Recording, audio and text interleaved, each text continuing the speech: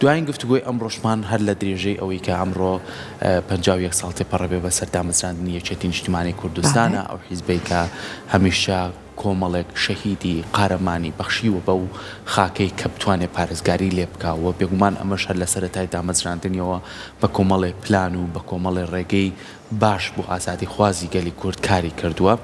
و لەم نێوەندەشدا و لەم حیزبەیە هێزی چەکدار دامەزرا ئەم هێزە چەکدارش وای کردووە کە پاڵپشتێک بێ بۆ ئەم حیزبە و بتوانێت پارێزگاری لە خاک و نیشتیمانی خۆی بکات و ئەمەش هەر لە سەرەتاوە بە چەند پلانێک و بە چەند ڕێگایەک بووە کە هەر لە سەرکردەکانمانەوە لە سەرۆک مام جەلال و ڕۆحی شاد بێ و تەواوی هاوڕێکانیشی کە لەگەڵ یابوون و هاوکاری بوون لە بەردەوامبوونی ئەم کارانەی کە کردوێتی بۆ داڕشتنەوەی هێزێکی چەکدار لەم حیزبەیە کاریگەری خۆی بەجێشتۆ و هەتا ئێستاش ئەو کاریگەریە بوونی هەیە و بگرە زیاتی کردو و ئەتوانێ پاڵپشتێکی باش بێ بۆیە لەم نێوەندەیە زۆر جار ئەم حیزبە وەکو یەکێتی نیشتیمانی کوردستان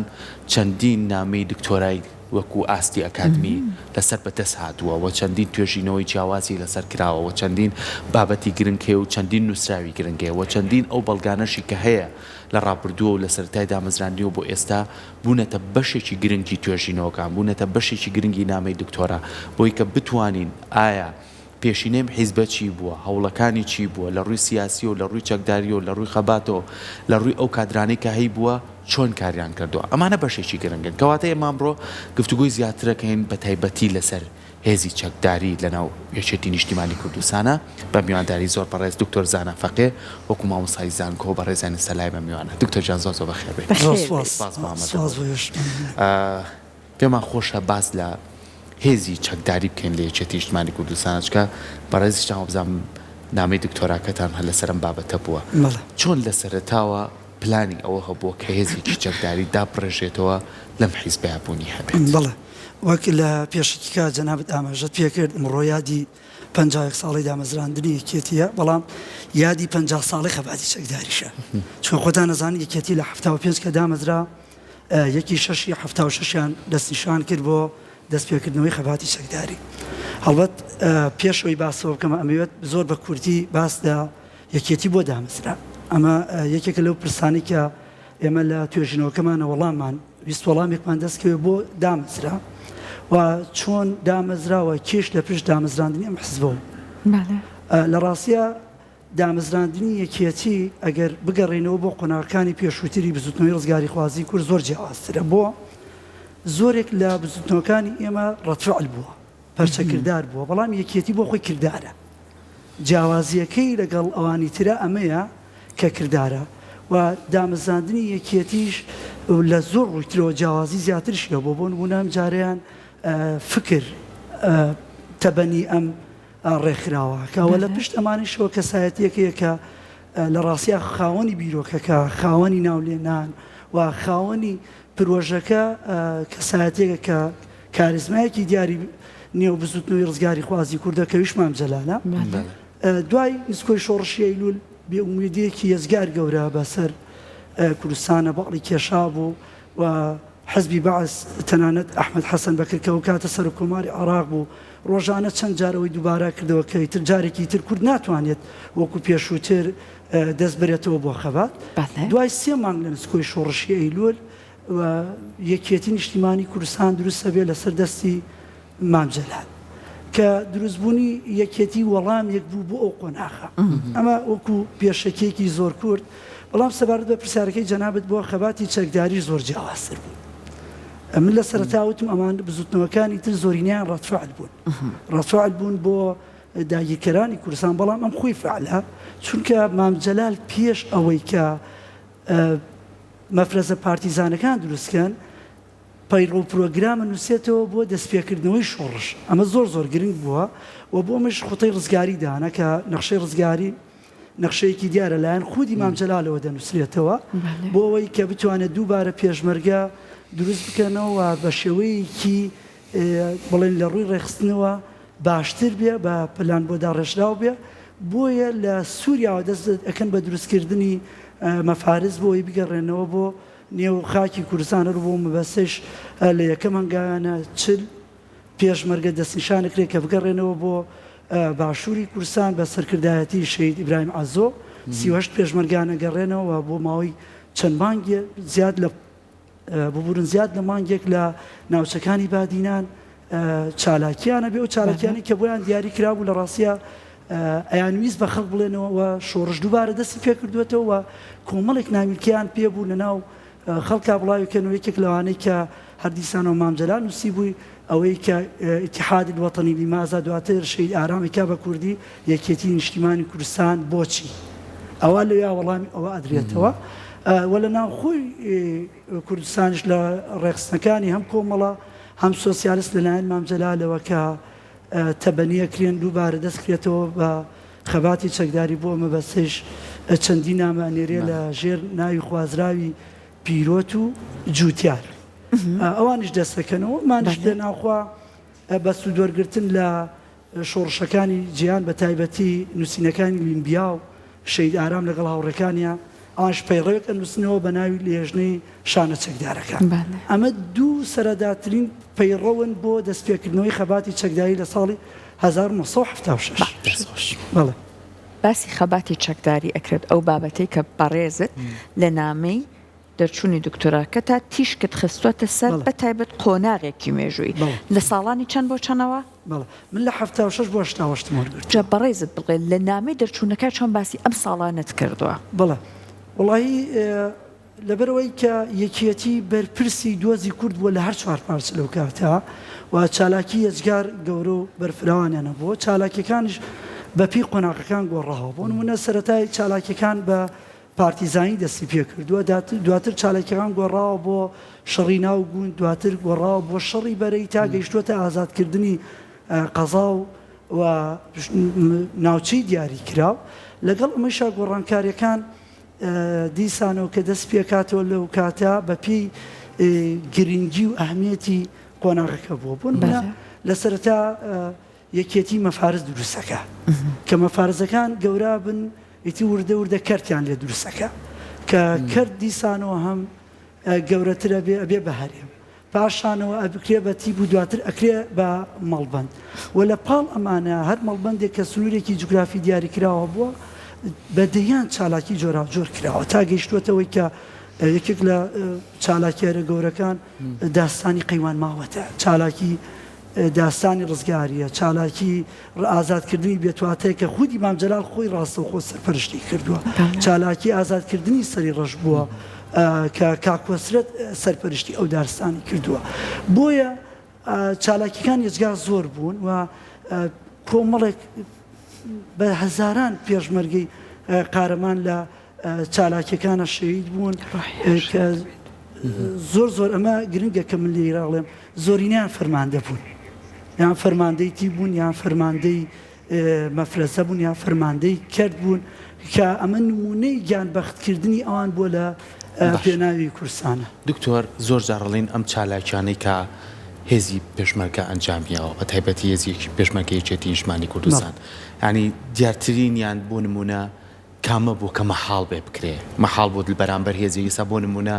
ئێمە زۆر جاڕڵین شەڕی حەمک کە مامەڕیشە و هاوڕێکانی بە چەند پێشمەرگەیەکی کەمەوە ئەو هەموو جێش و تیاری ڕووی تێکردن بەڵام بە پاڵپشتی یەکتر بە چەند نەفەرێکی کە موازەم 7 نەفەر بوون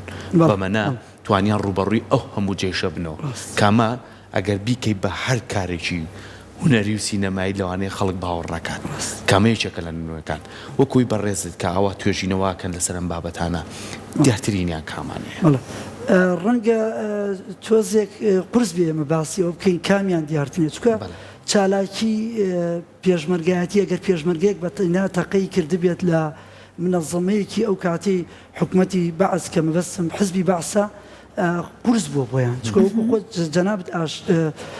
ئاماژەت پێ کرد ئەو حزبی بەعسیان حکومەتی عێراقی هێزی سەربازەکەی ئەندام بووە لە ناتووە یەکێک بووە لە هێزە سەربازەکانی ئەو کاتێک کە یەکێک بوو لە هێزە هەربەیەزەکانی دنیاوە شەڕێش ساڵە لەگەڵ ئێرانە کە جەنابتان ڕەنگە ئاگدار بوون هەموو چالاکیەکان قورسە بۆ نمونە لە 76 لە تۆڵەی شەیدکردنی خاڵەشیا باوەڕێکانیان لەناو جەرگەی شاری سلێمانیە چالاکی ئەنجامەدرێ بۆ نمونە لە محافظی سلێمانی درێ لەو کاتە دیسان و لە شاری هەولێرە ناو جەرگەی شاری هەولێرە لە محافظی هەولێرە درێ و بەدەیان چالاکی ترمان هەیە بۆیە بۆ من قورسە فەزیەکێک بەی بەسەری ئەوی ترا چکە چالاکی هەبووە 11 پێشمەرگەی تیاشید ینی بۆ نمونە هەر لە قڕگە لە گوندی ئەو کاتێککە گوند بووە قڕگەی سلێمانیە پێشمەرگە شەهید دەبن ئەمانە هەمووی قورس بووە هەموو چالاکیەکان قورسایی خۆی هەبووە و گرنگی خۆی هەبووە ئێمە شەڕی داستانی قەیوان ماوەتمانەیە بە 3 مانگ ئەقیانی شەڕی داستانی ڕزگاریمانەیە لێدانمانەیە لە بیرەنەوتەکانی کەرکووک کە شادەماری ئابووری عێراق بووە لەو کاتە ئێمە لە ئەستای مفاوەزادە بۆ نمونە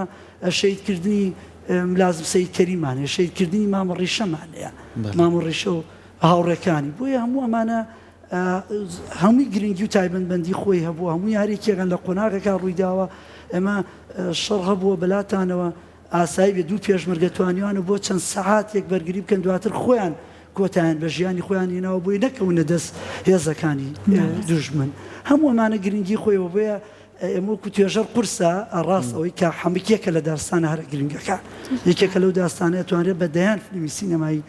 لەسەر دەربکرێ بۆ هەموو داستانەکان هەمویان وەکو یەک گرنگ بوون وایە بەڕێزت باسیت کردوتت ئەسڵەن مێژوو ئەوەی سەلماندووە بەعس یەکێک لەو هێزە سوپای سەربازیانەی هەبوو کە زۆر پێشکەوتوو بوو ئامێری جەنگی زۆر پێشکەوتووی هەبوو کاتە پێشمەرگە کاتێک دش بەو هێزە گەورە ئەوەستێت ئەبێ هەر نەبێ بە تەکنیکە جەنگیەکانی ئەمە قەرە بوو بکاتەوە خۆ تەبعانەوان چەکی قەت سوپای عێراقیان پێ نەبووە بەڕێزت پێمان بڵێ بە پێی ئەو بەدوادا چوونانەکە کردت ئەم پلانە جەنگیانە کە داعەنرا ئەم تەکنیکە جەنگیانە چۆن ئەیتوانی دەرەقەتی ئەو سوپایە بێ زۆر ڕاستە پرسیارێکی زۆر بەجێیە کۆمەڵش لە پشتەمەوە هەبوون یەک لەوانە بۆ منم فرەزەکەی برایم ئازۆ کە دێتەوە ئەوان پێشتر خو لە بینن خولی پارتیزانی ئەبینن بۆ ئێمە زۆر گرنگ بووە لە دوای 86ەوە کۆمەڵی خو لەکرێتەوە بۆ پێشمەرگە لە چۆنیەتی شەڕکردن شەڕی بەرەی چۆن نەکرێ شەڕی پارتیزانی چۆن نەکرێ و دواتریش بەکارهێنانی چەک چکە و چەکانی کە دەست پێشمەرگا کەوت کۆمەڵێک سەرچاوەیە بوون جگەل و هاوکاریانە خۆیان لە چالاکیەکانە چەکیان دەستەکەوت و شتێکی تر لە پشتەمەوە هەبوو سروشتی کورسان زۆر یارمەتی دەربوو چکە ئێمە خۆمان نەزانی سروشتی ئێمە زۆر جیاوازە لە سروشتی ناوڕاست و باشووری کوردستان باشووری عێراق ببورن بە بەراورد بە ناوچەکانی ما شتێکی تەختیانماوی